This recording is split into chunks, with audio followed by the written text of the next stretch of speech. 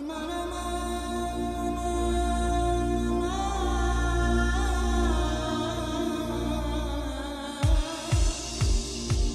what are some of the most common mistakes when it comes to Islamic meditation, the proper practice of dhikrullah? Well, the first and most common mistake is a lack of proper understanding of how to practice Islamic meditation, how to practice dhikrullah in its most effective and efficient forms. Another mistake which is commonly made with dhikrullah, with Islamic meditation, is a lack of intent, a lack of consciousness, a lack of awareness. Oftentimes when people practice Islamic meditation, when they make tasbih, or when they even make muraqabah, a lot of times it's unconscious, it's unaware, it's lacking the intent that can truly take that practice to a much more powerful experience. And really what we're talking about is a lack of presence, being distracted by the dunya, being distracted by the world of form, the world of appearances, and all of our obligations and duties and troubles and problems that come from dunya. Being distracted by that and then failing to get the very benefit what Islamic meditation was for, to liberate us from that. And lastly, there's a lack of understanding of the purpose of Islamic meditation, or the purpose of Islamic spirituality itself.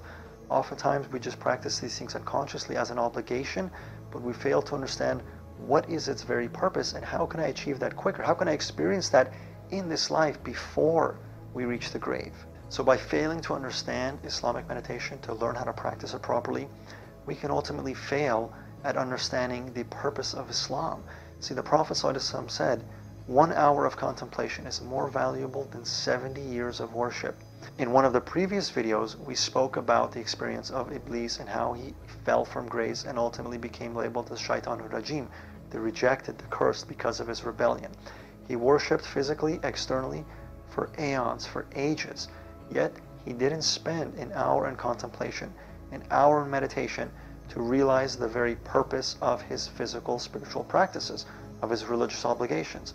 And hence, all of his religious obligations, all of his prostrations, instead of cultivating humility, gratitude, consciousness in his being and his soul, led him to pride and arrogance, and he fell. And that's the danger that we run into with Islamic practice.